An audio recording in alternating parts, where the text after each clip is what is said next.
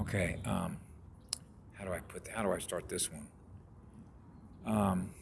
First of all, I implicitly trust the source from which all love and all light come in the entire cosmos, which means I implicitly trust the goddess in this planet with all my heart and soul.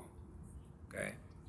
So I'm always giving her love, my light, my gratitude, my thanks that I can cry for everything she means to me, which is all life on this planet. That means everything that moves. That's the nature of who we are. Because anytime we lose a part of what we're aware of, that's losing a part of who we are. That means we're aware that we're losing energy somewhere in the cosmos. That's painful. That's the depth to which Source loves everything in the cosmos that we're connected to. Which means we're as much as what Source is what we are, which is much of what Gaia is that we are. Because we're in alignment with her spirit as we are with our living spirit, which is all living energy in the cosmos.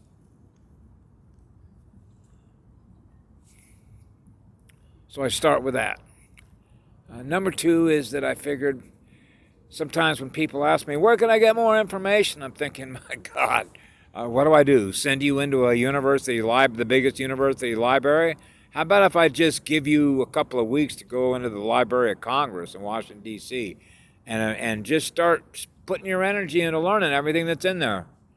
You know, how long would it take you to hold all that information in your head at once, right? And then connect all the dots and put a puzzle together, right?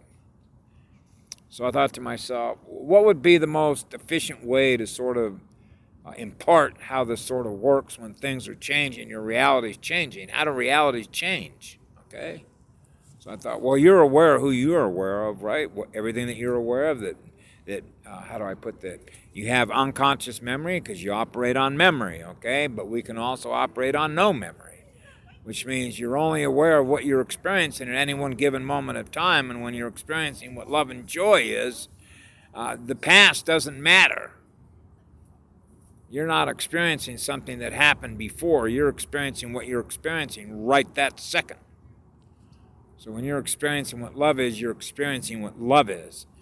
And love is a timeless state. So when you're using that energy, which is high speed, you're free.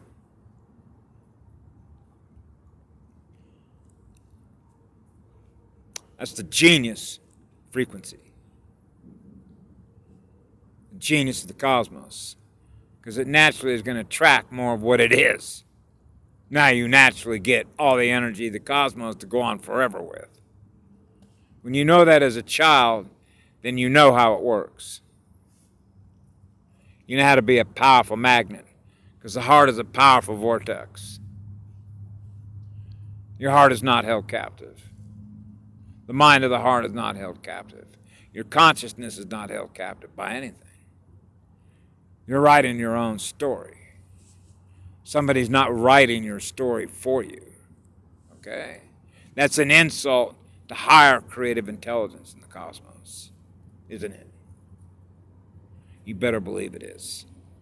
That's why free will is universal in the cosmos. And the very idea that any being would try and impose its will on you is a measurement of their evolution in the cosmos, isn't it? So one of the things I wanted to talk about finally for the day here is all of a sudden I got a little notification. Nothing is by coincidence. It's not like using a cue ball and hitting a rack of balls on a billiards table. Those balls know exactly where to go. That's the physics of it. I got a pop-up from a lady who lives in Holland, or Netherlands actually, to let me know that Joe Biden has stepped out of the presidential race.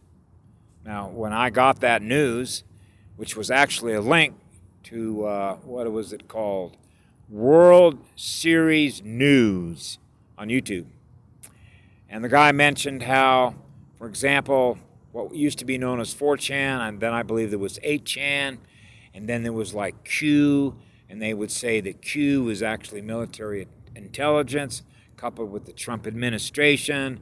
they provide the little qubits, the little dumps, the little bits and pieces of information that people are following. They're getting information. We're sharing information. This is what the information. So the guy was talking about there is information, okay, that hasn't hit all the news wires yet. Make everybody aware yet. This is what they call pre-information. If you want to think of it as future, proves past, depending on how fast your vibrational speed is moving to know these things on an event horizon timeline and geospatial holographic manifestation of the universe that you're experiencing at any one given moment, right? So in this particular case, it's like, wow, does that surprise me? No. Did I already know this? Yes. It's like being in the movie. You're an actor or an actress in the movie. So I thought, how would I explain this? What's the shortest, cut to the chase way that I can explain this? Because I thought at first, when people ask me, how would I get more information? I thought, well, the first source of information naturally is going to be a shaman, a tribal shaman. Okay, so I know who Patty Broussard is, okay, and spent a lot of time with her. She is the commander of the Earth Defense Forces, okay?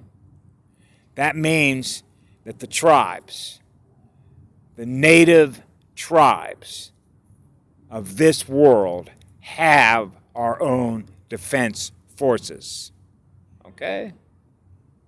And Patty Broussard is the commander of the Earth Defense Forces. So when people want information, I will send them to Patty Broussard, okay? Because she came in here to do very specific work on behalf of the light. So she works with Gaia. That's why she is Gaia Shaman, okay? That's numero uno. Number two is Basis Project, because there is just a mountain. I don't even know how many videos Miles Johnson has up, who was a former BBC journalist who went rogue. He realized, I'm not going to be a prostitute for bullshit any longer, okay? So he began interviewing former intelligence officials, former super soldiers, former military, former space guys. I mean, he covered the whole gamut. Most people are not going to have enough time to be able to process the amount of information that Miles Johnson has up to put all the pieces of the puzzle together to get up to speed on what's called their learning curve. Because what we experience is not linear. The T wave. So Patty Broussard is the first one because she just cuts to the chase. Miles Johnson. And then, of course, I think about breathing work would probably be Wim Hof. And then I think about black goo. I want to learn about black goo. Okay? That would be Harold Kautz Vela. Harold Kautz, K-A-U-T-Z Vela on YouTube. Okay? Which is called Terraforming the Planet. They wanted to change, how do I put it, essentially kill off all biological life, organic intelligence. Okay? So Mother Earth, God, took care of that part in the biological of all the trinary species in the planet. Okay? So certain things were taking place by all the light family workers and warriors and other ships and other star family nations that are here. Some are observing, some are assisting. We all have different jobs that we do while we're here, okay? But to sort of put this in sort of a perception, it's sort of like this, and I'll simplify it in smaller numbers, even though we have 7.5 billion people on the planet. So I think of that as 7.5 billion units of consciousness or units that are self-aware. They're aware of the environment that they're in, okay? So imagine that you have, for sake of simplicity, 100 people that live in a particular reality, okay? And the reality that they're experiencing is because of a book that they're all reading at the same time. So let's pick a book. Kon-Tiki. Anybody ever read the book called Kon-Tiki, which was, I think it was a guy from Holland or the Netherlands, maybe Sweden, that built a raft made out of logs, and he wanted to sail the world as if he's an old explorer like the early Hawaiians. Okay? Aloha. And I read that book, and it was a great adventure. So when your state of consciousness is in that book, reading that story, your energy, your psychic energy, your state of consciousness is using the energy to experience the consciousness of the being that wrote the story. So another unit of consciousness, okay, which represents density consciousness, is writing the story, and then your unit of consciousness is experiencing the density consciousness that wrote the story. Okay? When you're reading that story, depending on what's happening in that story, we can have you hooked up, if you will, to an oscilloscope to essentially monitor the different wave speeds of what you're experiencing as you read through every single letter, every single line, every single paragraph, every single page and chapter of that story. Can be monitored, and it's recorded on your DNA. Put it up on a holographic projection screen, and we can actually see you experiencing reading that story at the same time. Okay? Now, imagine that you have 100 people that are all reading the same story at the same time. That means that we can monitor every single unit of consciousness that is experiencing the story at the same time. That means that 100 people are using their psychic energy to experience the story that we're monitoring holographically and geometrically in geospace-time, the story that they're experiencing together. Voila. Now, sort of scale up the perception where you have 7.5 billion people who are all experiencing a story that represents what's in their unconscious memory. Who put the story of that in their unconscious memory? Dracos, Anunnaki, Nazis, okay? Lower density consciousness was providing the story. The story is being steered and navigated and controlled by something that is less in density consciousness, and so thus you're experiencing the story that they're writing. Because people are giving psychic energy to experience who they are rather than who they are.